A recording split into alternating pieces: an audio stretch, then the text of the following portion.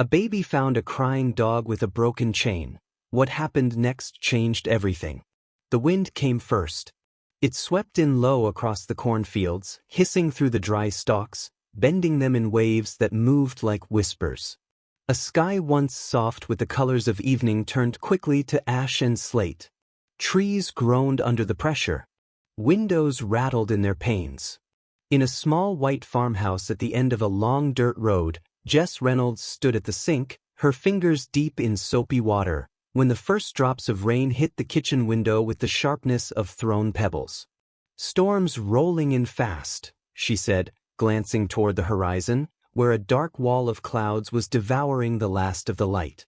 Behind her, the hum of a dishwasher and the faint click-clack of wooden blocks echoed from the living room, where her 14-month-old son, Noah, sat in his favorite spot by the sliding glass door. He was a curious little thing, always touching, reaching, watching. "Caleb," Jess called over her shoulder. "You bring in the tools from the porch?" Her husband's voice came from upstairs, muffled. "Already did. Just checking the windows in Noah's room." Thunder rumbled, distant but approaching. Jess dried her hands and peeked in on Noah. He was sitting unusually still, his chubby legs folded beneath him in the way only toddlers can manage. Awkward, adorable, a little off balance. His blocks were untouched, scattered like forgotten thoughts around him. He wasn't playing. He wasn't babbling. He was staring. "Noah?" Jess stepped closer. Her son didn't turn. Didn't blink. One small hand was pressed against the glass, the other resting in his lap. His soft baby lips were parted, eyes wide and unblinking. The hair on Jess's arms rose. She followed his gaze. Just beyond the wooden fence, where their backyard blurred into the tall grasses that bordered the property line, something moved. A shape. Big, low to the ground. Lightning flashed and Jess's breath caught. A dog. Soaked to the skin, fur plastered in dirty wet clumps, ribs too visible beneath a thick coat of mud and burrs. It sat in the grass, not standing, not moving, its eyes locked on the window. Rain streaked down its face. A thick, rusted chain hung from its collar, snapped, not unclipped. The end trailed into the wet grass like a broken tether. And the sound? It wasn't a bark. It wasn't a growl. It was a cry. A deep, aching whine, long and soft, like the sound of someone who had lost everything. "Noah," Jess whispered, dropping to her knees beside him. What is that?" The baby turned to her finally, his face unreadable. He made a soft sound, not a word, but a tone full of strange gravity. Then he turned back to the glass and pressed his forehead against it. By the time Caleb came downstairs, the rain had intensified, bouncing off the roof and slapping the windows with the weight of a full-on summer storm. Jess was already at the door, fumbling with the lock. "What are you doing?" Caleb asked, surprised. "There's a dog," Jess said quickly. "Outside. I think it's crying." Caleb came to the window, peering through the curtain of rain. The dog hadn't moved. It sat exactly where it had been, staring through the glass like it had been waiting for something. For someone. "For God's sake," Caleb muttered. "It looks like it's been through hell." "I don't think it can get up," Jess said. "And look at the chain. It's not just loose, it's broken." Caleb hesitated, then grabbed his jacket and a flashlight. "Stay inside. Lock the door after me." Noah let out a sound, a distressed squeak, a baby's version of protest, as his father stepped outside into the storm. He crawled closer to the door, his palm flat against the glass again. Jess knelt behind him, wrapping her arms around his tiny chest. "It's okay, baby. Daddy's just going to help." But Noah didn't relax. His eyes stayed on the dog, and when Caleb knelt beside the animal, the dog's head lifted, not toward Caleb but toward the house. Toward the boy. Caleb moved slowly, cautiously. "Hey there, big guy," he said, keeping his flashlight aimed low. The dog didn't flinch. Didn't growl. Just let out another soft, pitiful whine. "Jess," Caleb called. "He's not aggressive. I think he's I think he's been abused. Jess cracked the door open. Can you bring him in? I can try, Caleb said, kneeling. But he's huge. Must be 90 pounds, and I don't want to hurt him more. The dog tried to stand, legs shaking violently. His paws slipped in the mud. Jess's heart broke at the sight. Caleb wrapped an arm under the dog's chest and another behind his hind legs, lifting slowly. The dog didn't resist. Didn't even whimper. He just sagged in Caleb's grip, like something that had used the last of its strength getting this far. Jess opened the door wide. Noah squealed, not in fear, but in something closer to relief. As Caleb carried the dog inside, dripping and filthy, the animal lifted its head, just barely, and locked eyes with the baby boy. Something passed between them. Jess didn't know how to describe it. But it wasn't imagination. Because Noah, in that exact moment, smiled. Not a baby smile. Not the kind that comes with toys or tickles. But something older. Quieter. Like a recognition. Like the kind of smile you give when you finally found what you were looking for. The living room filled with the smell of wet dog, iron-tinged mud, and something sharper, like fear. Jess laid down a thick beach towel on the hardwood floor as Caleb eased the dog onto it. The creature barely moved, his limbs folding underneath him like an exhausted marionette. His breathing came in short, shaky pants, and a faint tremor rippled through his legs. Noah crawled forward instinctively. Jess's hand shot out. No, sweetie. Stay back. But Noah ignored her. Not in a defiant toddler way. He moved with a kind of solemn intent, slow and quiet, until he was sitting just inches away from the dog's massive head. Jess, Caleb began cautiously. But the dog didn't growl. Didn't lift his head. Instead, his eyes shifted, those deep, amber eyes, and locked onto Noah again. The boy reached out one pudgy hand. Jess couldn't move. Couldn't speak. Could only watch. Noah's hand landed gently on the dog's nose. The dog exhaled once, hard, then let his eyes close. And then, to everyone's astonishment, he scooted the tiniest bit forward. Right into Noah's lap. Oh my God, Jess whispered, her hand to her mouth. Noah began to hum. It wasn't a song he knew, at least, not one they taught him. But it came from somewhere deep inside him. A soft rhythm of comfort, like the ones Jess used to hum while rocking him to sleep. Caleb stared. He's letting him do it. He's more than letting him, Jess said. It's like he needs it.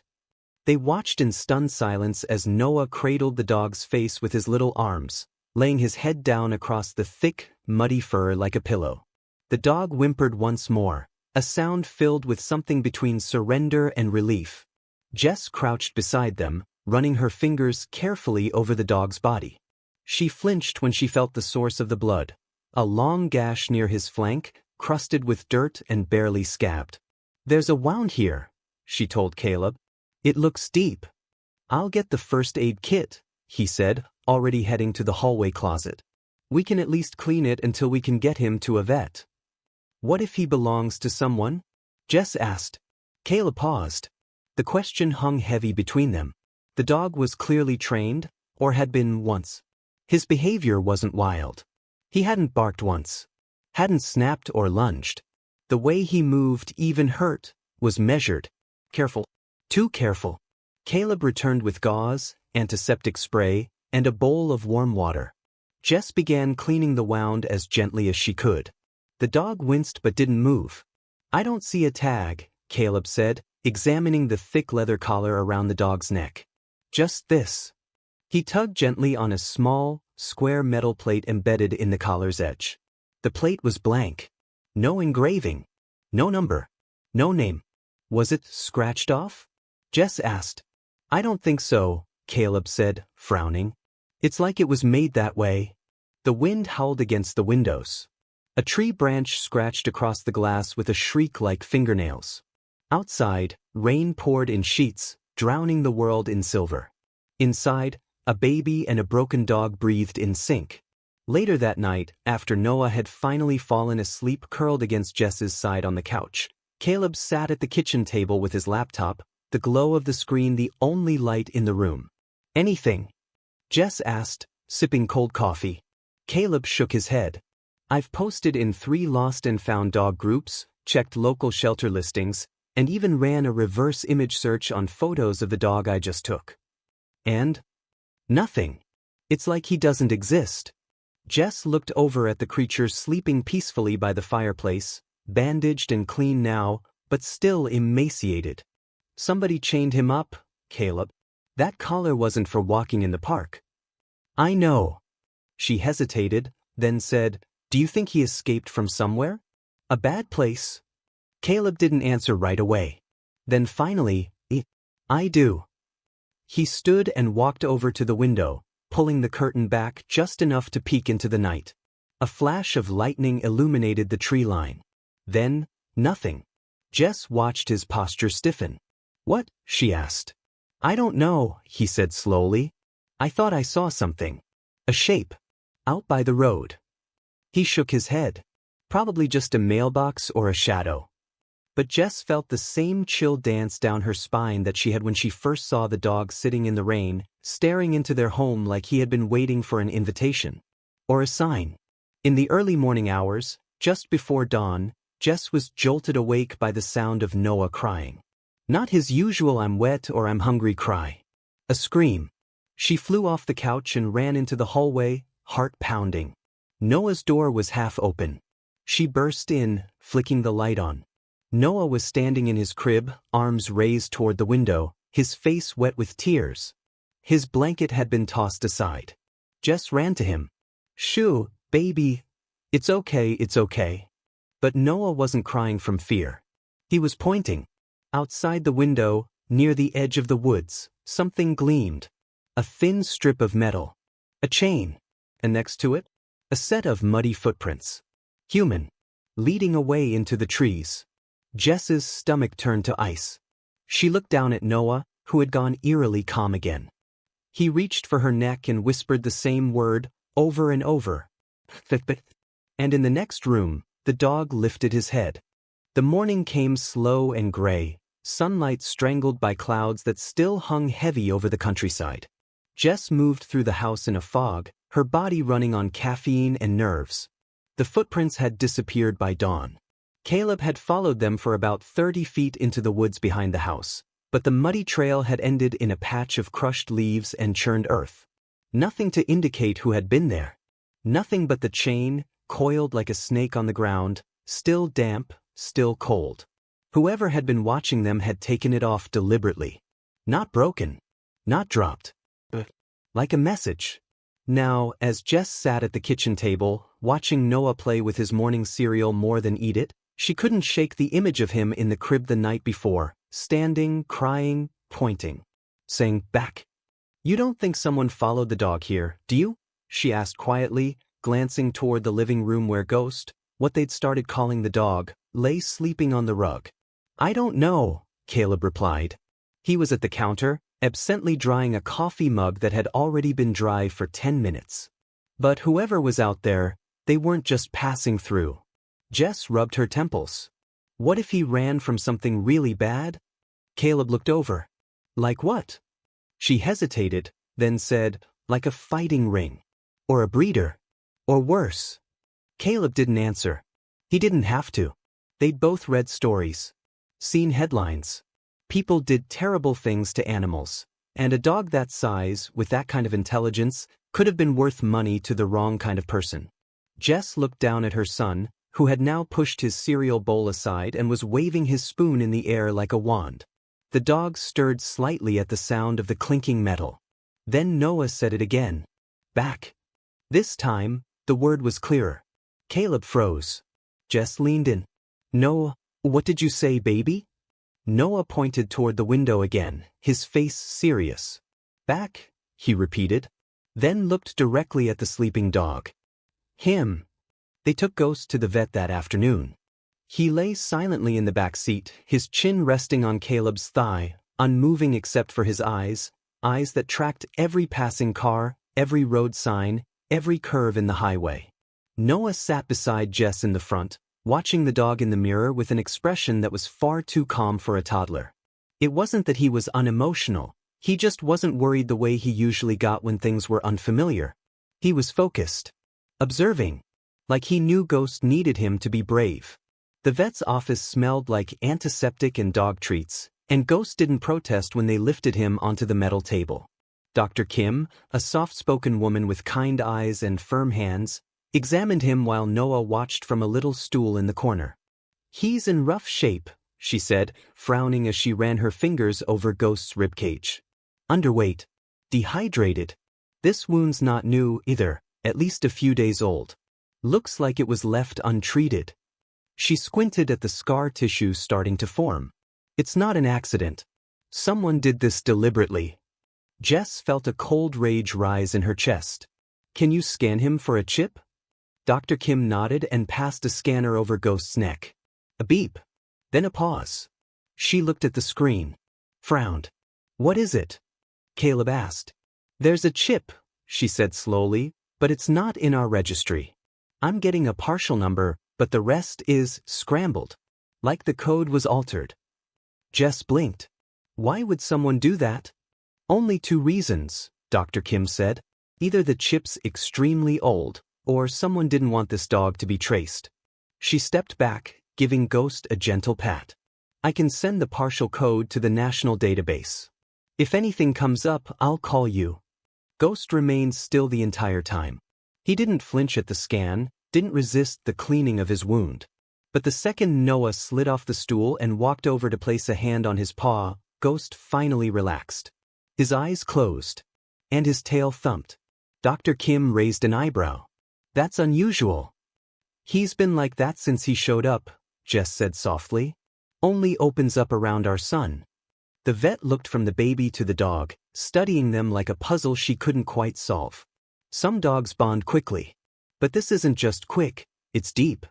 Caleb leaned in. "Do you think he was trained? Like a service dog?" "Possibly.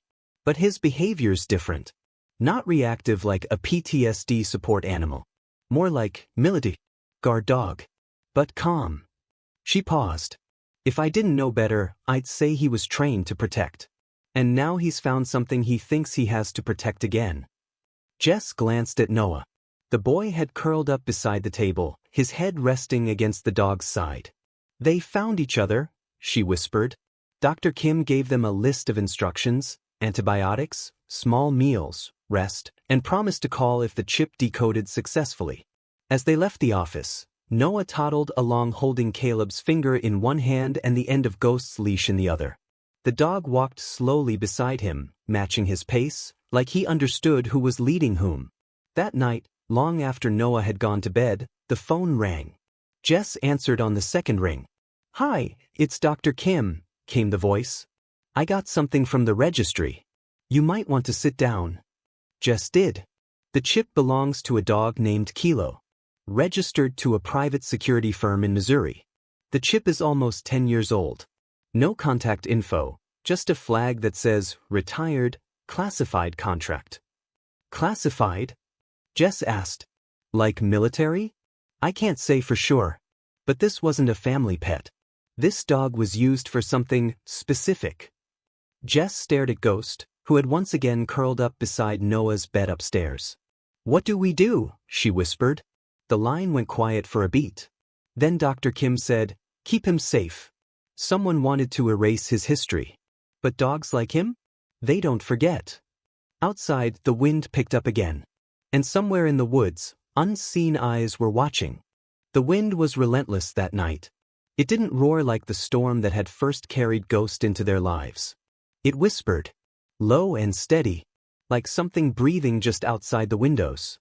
Jess sat in the living room with a blanket wrapped around her legs, trying to focus on a book she wasn't reading.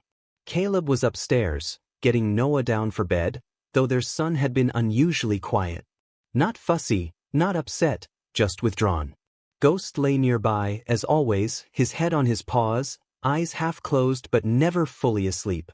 He hadn't barked once since arriving. Not even when the knock came at the door. Just jumped. It was sharp. From just once.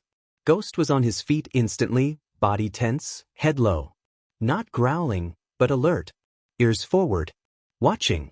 Jess stepped carefully toward the door, adrenaline tightening her limbs. She peered through the peephole. A man stood on the porch. Tall, black coat. Hood up. His face was shadowed, but she could see enough to know she didn't recognize him. He didn't knock again. Jess didn't open the door. "Can I help you?" she called through the wood. The man shifted slightly, like he hadn't expected her voice. "Sorry to bother you," he said, tone too smooth, too neutral. "I'm looking for a missing dog. German Shepherd. Might have been seen in the area." Jess's heart hammered. "No, sorry. Haven't seen anything like that." Ghost's body was still tense, his breathing shallow. His eyes had gone cold. "Flat. Are you sure?" the man asked. "It's important." "I'm sure," Jess said, swallowing hard. The man was silent for a moment. Then he said, "If you do see anything, just know he's dangerous. Shouldn't be around children." Something in Jess snapped. "You should leave," she said, her voice sharper now. "Right now." He didn't reply. But she watched him take a step back, eyes lingering on the window beside the door. He didn't look curious. He looked like he was memorizing the layout. Then, without another word, he turned and walked down the driveway. Jess waited until the red taillights of the black van faded into the dark before she locked every door and window in the house. Then she called Caleb. And then she called Officer Gray. The officer showed up 20 minutes later, rubbing sleep from his eyes but alert. He listened carefully as Jess described the man, the van, the words. "You didn't catch the plate?" he asked. Jess shook her head. "It was dark. He left fast." "What about cameras?" he added. Caleb gave a bitter laugh. "Only the fake doorbell one that's just a placeholder until I get around to installing the real one." Officer Gray sighed. "I'll alert the deputies to keep an eye out. And if you see that van again, call immediately." Jess hesitated. He said the dog was dangerous, that he shouldn't be around children. Gray looked down at Ghost, who sat beside Noah like a statue. "He doesn't look dangerous to me," Jess whispered. "He looks like he'd die for our son." Ghost didn't look away. He was still watching the door. Later that night, while Caleb finally drifted into a fitful sleep beside her, Jess lay wide awake. She kept one hand on the baby monitor, the other gripping her phone. She checked the window for the 5th time. Still nothing. Still quiet. But she couldn't shake the man's words. He shouldn't be around children. And yet, she couldn't deny what she'd seen in the last few days. Noah had always been curious. But since Ghost arrived, he had changed. He was calmer, quieter, but not withdrawn. Observant, tuned in. There was a stillness in him that hadn't been there before. She remembered how he'd looked at the dog during the vet appointment. How he'd said back without ever hearing that word from them. How he knew. The bond between them wasn't normal. It was something else. At 3:17 a.m., Jess woke to the sound of footsteps. She sat bolt upright. The monitor was quiet. Caleb was still snoring. But something had changed. She grabbed her phone, crept to the hallway, and saw that Noah's door was open. Wide open. The night light glowed faintly from within. Ghost was gone. She nearly ran, but something in her made her stop. Made her listen.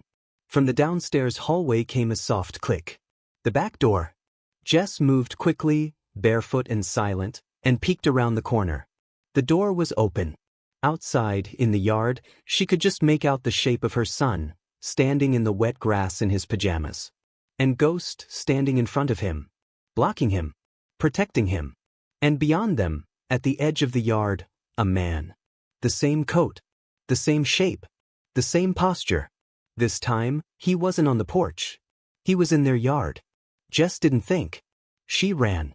She snatched Noah up in one motion, clutching him to her chest and shouted, "Ghost!" The dog didn't hesitate.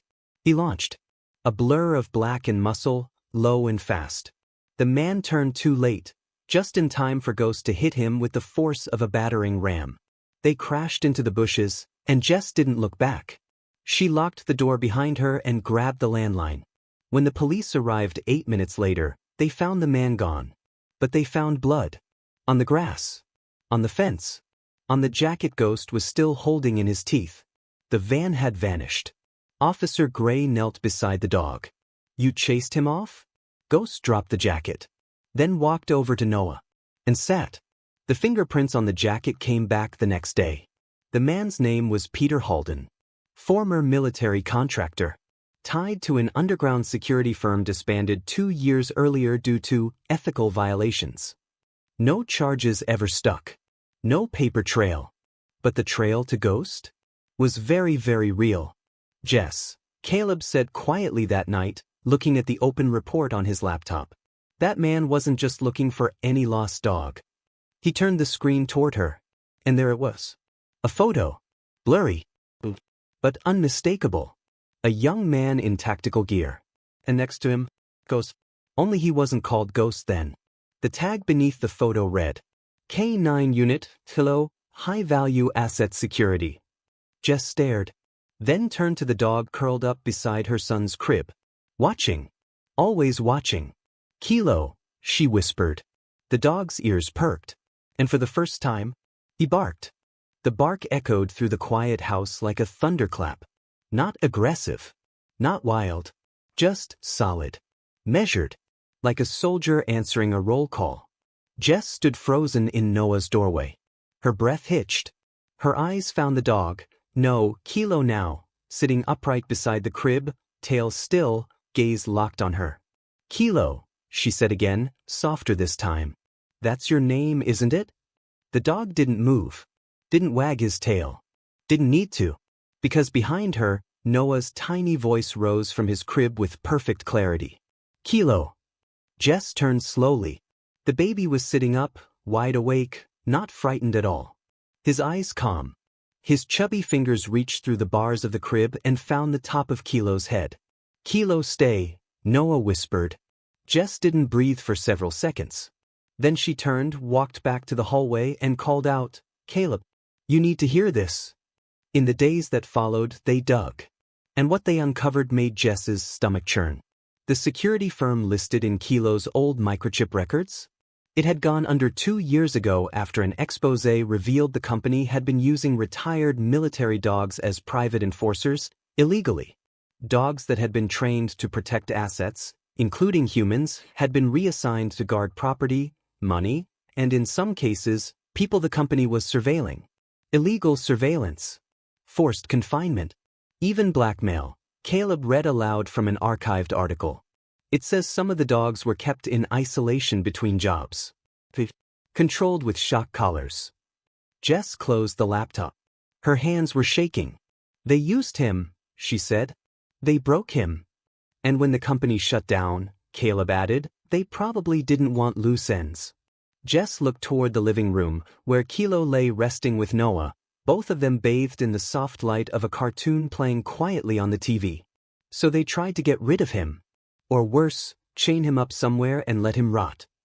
But he escaped, Caleb said. And found us. Jess nodded slowly. Found Noah. The dream started that week. Every night at the same time, between 2 and 3 a.m., Noah would stir. Not cry. Not scream. Just wake. And Kilo would be there, always at the foot of the crib. Sometimes pacing. Sometimes sitting alert. But always watching the window. One night, Jess snuck into the room to watch them. Noah stirred. Then sat up. Kilo, he whispered. The dog perked up, ears forward. No go yet, Noah said. Bad man still out there. Jess's knees gave slightly, and she had to brace herself against the doorframe. She'd always known kids could be intuitive. Sensitive. But this was something else. It was like Noah knew what Kilo was thinking. Or dreaming. By the end of the week, Dr. Kim called again. I spoke to someone off the record, she said over the phone. An old military vet who worked with security dogs. When I mentioned the partial code and that it matched Kilo, he got quiet. Then told me something strange. What? Jess asked. Kilo wasn't just a guard dog. He was trained to retrieve high-value packages, documents, even people. And more than that, he was trained to know when something needed protecting. Jess blinked. How would a dog know that? Instinct. Danger. These dogs don't think like pets. They think like soldiers. Jess looked at the baby monitor, watching Noah gently stroking Kilo's back in his sleep. "He's not guarding property anymore," Jess said. "He's guarding Noah." "Exactly," Dr. Kim replied. "And if someone was still looking for him, if they knew Kilo might have retained memory or instinct, it would explain why they're coming around now." Jess's grip tightened on the phone. "You're saying they're not just looking to get him back?" "I'm saying," Dr. Kim said carefully, "they might be looking to make sure he stays silent." Later that night, Caleb pulled something out of a box in the attic. It was a dusty old map of their property and the woods behind it, left by the previous owners. Jess unrolled it across the dining table. "What's this red dot?" she asked, pointing. "Old hunting shack, maybe? Says it's on the south side of the creek, just beyond the property line." Jess looked at him. And he was already nodding. "Let's go tomorrow," he said. "Take Kilo. See what's out there." At first it looked like nothing. Just a collapsed wooden structure surrounded by moss and ivy. But when Caleb pulled the rotted door aside, Kilo bolted inside. Jess followed. And gasped. There, beneath a pile of damp leaves, was a metal lockbox. Kilo was already pawing at it. Caleb crouched, wiping it clean. "There's a symbol here," he said, squinting. "Military." He used a crowbar from his backpack to pop it open. Inside were papers, some sealed, others already torn and yellowing. IDs. Satellite maps. Photos. A burner phone, dead for years. A file marked Oakrun. "What the hell is this?" Jess whispered. Kilo stood beside them, unmoving. Watching. Protecting. As if he had been waiting for them to find this all along. That night, after Noah was asleep and Kilo lay at the door like a sentry, Jess sat across from Caleb in the kitchen. "We need to go to the police," she said. "We will," Caleb replied. "But we also need to be careful. If Peter Halden is part of something bigger." Jess didn't answer. Because suddenly, Kilo growled. Steady. Focused. And then, the lights went out. The refrigerator stopped humming. The ceiling fan stuttered to a halt. And the silence that followed was worse than the storm had been. Jess stood up slowly, every muscle in her body on edge. "Caleb, I'm here," he said, already moving toward the breaker panel in the hallway. He flicked the flashlight on his phone and opened the little gray door. All the switches were intact. "This isn't us," he said. "Power's been cut from outside." Jess's blood went cold. "Noah." Kilo was already moving. The dog didn't bark or bolt. He glided across the floor like a shadow. Every step silent. Every muscle ready. Jess followed, grabbing the emergency flashlight from the drawer. They reached Noah's room in seconds. He was still asleep. Kilo took a position beside the crib, head low, body coiled. And then they heard it. A metallic clink. From the backyard. Jess and Caleb exchanged a glance. The generator cage. Someone was out there. Caleb crept into the mudroom and peeked out through the side window.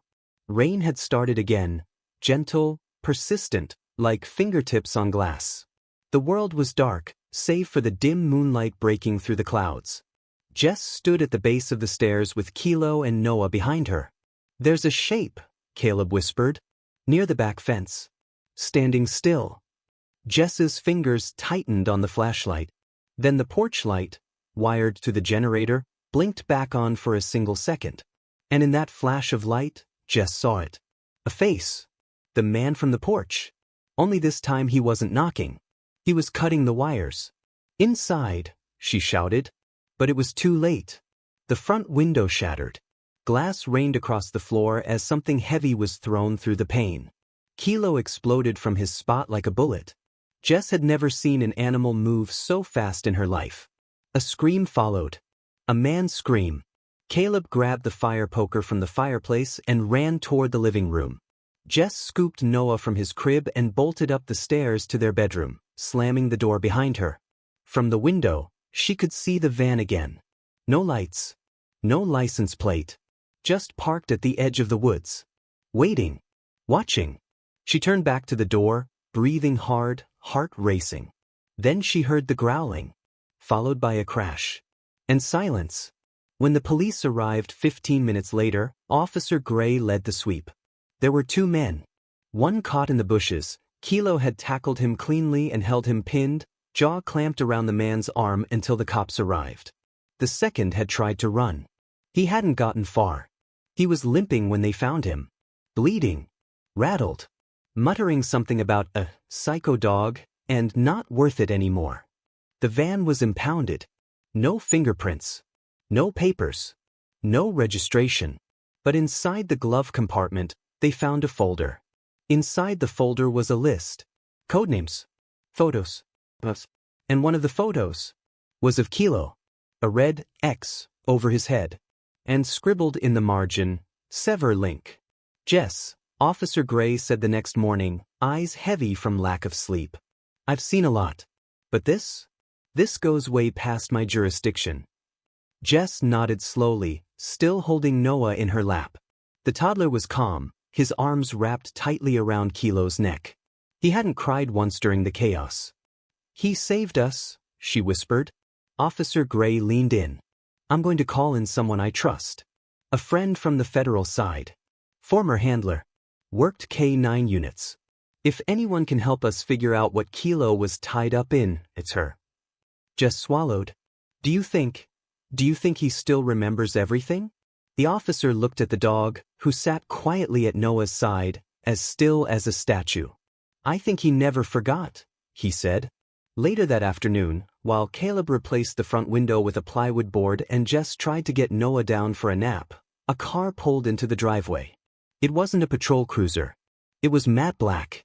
Unmarked. A woman stepped out. Late 40s. Confident. Military posture. No smile, but no hostility either. "Kilo," she said softly. The dog lifted his head. And then stood. Right to her. And pressed his head into her hip. The woman blinked hard, then crouched beside him. "You made it out," she murmured. "Good boy." Jess stood on the porch, arms crossed. "You knew him?" The woman looked up. "I trained him. 8 years ago." Jess stepped closer. "You knew what they were doing to him?" "I knew what they were training him for," the woman replied. "I didn't know how far it went until it was too late. When the firm shut down, most of the dogs disappeared. Some were adopted out. Some were retired."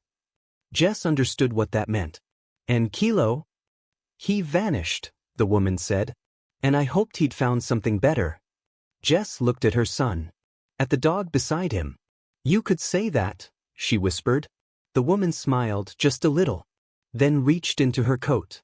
And handed Jess something small. A dog tag. Worn smooth except for one etched word. "Kilo. Whatever happens next," the woman said, "he's yours now. If that's what he chooses." Jess looked at Kilo. He didn't need to answer. He was already walking back to Noah. Kilo didn't leave Noah's side that night. Even after the window was repaired. Even after the strange woman, the one who knew him by name, drove away with a promise to send someone trustworthy to collect the Oak Run documents. Even after the adrenaline faded and Noah finally slept, Kilo stayed. He didn't curl up on the floor. He didn't move to the foot of the bed. He sat, alert, watching, as if daring the world to try again. Jess stood quietly in the doorway and watched the two of them, the boy and the dog, as they both breathed in the same rhythm. Noah's fingers were still tangled in the dog's fur, even in sleep. "I don't know how to explain this," she whispered to Caleb behind her. "He's not just protecting Noah. It's like it needs him. Like something is still unfinished." Caleb placed a hand on her shoulder. "Maybe they both do." The next morning, the house was quiet. Too quiet. Caleb made eggs and toast, but Noah only picked at them. Jess tried to coax a giggle out of him with a song, but he just stared at the back door. "Kilo outside," he said softly. Jess opened it. The dog stood at the edge of the yard, facing the tree line. Still. Completely still. Noah padded barefoot across the grass and stopped beside him. Jess followed, slower, her heart tight. "What's he doing?" Caleb called from the porch. Jess shook her head. I think he's waiting for something." Kilo turned and looked at Noah. Then, very gently, nudged him with his nose. Noah frowned. "No." Kilo nudged again. "No, the boy said louder, then burst into tears. Jess rushed forward and knelt beside him, gathering him into her arms. Kilo took a step back, then sat and waited. He doesn't want to leave, Jess said, pressing her cheek to her son's damp hair. But he thinks he has to, Caleb said quietly. Whatever happened in that place, he thinks it'll follow him. Jess looked at the dog. No, she whispered. You ran from it. You fought it. You protected him. You don't have to run anymore. Kilo looked at her. Those same knowing eyes. And she swore, for just a moment. He nodded. That evening, as twilight painted the sky in pinks and golds, Sandra Webb arrived. She was the director of the local Veterans Support Network, sent by the same woman who trained Kilo. She stepped out of the car with quiet reverence, holding a thick file and a long envelope. I read the Oak Run documents, she said.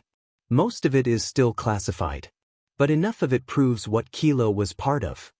She knelt beside the dog. You did good, she whispered. Kilo remained still. Then she turned to Jess. Technically, Sandra said, Kilo was property of a private contractor. But that company no longer exists. The government has no claim and there are no living handlers left to take him in. She handed Jess the envelope. Inside were adoption papers. He's yours. If you still want him. Jess didn't answer. Noah did. Yes, he said. But, with a toddler's absolute certainty. Kilo home. Sandra smiled and nodded. Then that's that. She stood, handed Caleb a contact card, and said, if he ever needs anything, medication, support, end-of-life care, we'll cover it. He's earned it. Then she looked one last time at the dog. He's one of the last of his kind. Jess didn't cry until the car was gone. That night, after Noah had been tucked into bed, Kilo stood in the hallway. Not pacing. Not guarding. Just still. Jess knelt beside him. You don't have to be on watch anymore, boy, she said softly. You're safe here. She reached into her pocket and pulled out the worn tag, the one with his name. Kilo. She clipped it to a new collar. One Noah had picked out at the store. Blue, with little silver stars. You're not a number anymore. Kilo looked up at her and pressed his forehead to hers. She stayed like that a long time, feeling the warmth of his breath, feeling something pass between them, something weightless and wordless, something that felt like thank you, or maybe even goodbye. Because when she woke the next morning, Kilo was slower to stand, slower to climb the stairs, his breathing heavier. Caleb noticed first. He's not limping, but he's tired. Jess didn't say it out loud, but she felt it too. Kilo had done what he came to do. He had fulfilled the mission that no one had assigned, but he had chosen anyway. And now he was ready to rest. The sun rose soft and quiet the next morning. No wind, no thunder, just a pale gold light spilling across the yard and slipping gently through the curtains of Noah's room. Jess woke before anyone else. Something in the stillness had called her. She crept into Noah's room and paused in the doorway. Her breath caught.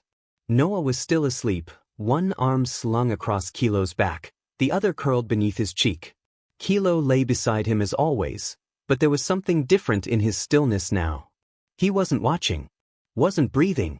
Jess dropped to her knees beside them, her hands trembling as they reached for Kilo's chest. No rise, no fall. She felt the weight of silence settle over her like snow. Kilo had waited until morning, waited until the house was safe, waited until Noah had fallen asleep in his arms. And then he'd gone. Caleb found her minutes later. She didn't say a word, just looked up, her eyes red and wet. Caleb crouched beside them, and together, they laid their hands on the dog who had saved their son more than once. Not just from danger, but from fear. From silence. From the kind of loneliness only a child can feel without knowing what the word means. And still, Noah slept peacefully, cradled by the one who had chosen him. They buried Kilo beneath the old oak tree at the back of the property, the same spot where he used to sit in the afternoons, watching the woods. Caleb dug the hole by hand. Jess lined the grave with Noah's favorite blanket, the one Kilo always rested on during nap time. Noah, dressed in his best clothes, carried something in his tiny hands, the silver collar tag with the name Kilo etched into it. He placed it gently beside the body, then kissed the dog's head. "Good boy," he whispered, then turned and walked back to the house, not crying, but quiet, heavy, different, older. The weeks that followed moved slowly. The house was quieter without Kilo. Even the wind seemed gentler. But the change in Noah stayed. He was braver now, more talkative. He asked fewer questions about the dark. He laughed a little louder when Jess played music. And sometimes, at night, Jess would hear him mumbling softly in his sleep. She couldn't make out the words, but they sounded like conversations. Private ones. Like Kilo was still speaking to him. And Noah was answering. One Saturday morning, Jess took Noah to the local park. He ran toward the sandbox, squealing, then stopped. Another child had a puppy. A floppy-eared German Shepherd mix with paws too big for its legs. The puppy looked at Noah, sat down, then crawled forward on its belly and pressed its forehead to his knee. Jess's breath caught. Noah knelt and whispered something to the puppy that Jess couldn't hear. Then stood, turned to her, and said simply, "His name's Echo." Jess blinked. "Sweetie, how do you know that?" Noah smiled, eyes sparkling. "Kilo told me." And somehow, Jess believed him. That night, Jess stood by the window, looking out toward the oak tree. The wind rustled the branches. A soft breeze passed across her cheek. And just for a moment, just long enough to question, she heard it. A bark. Proud. A guardian's farewell. She smiled through her tears. "Thank you," she whispered, "for everything." And inside the house, her son slept peacefully. Protected. Still, boys.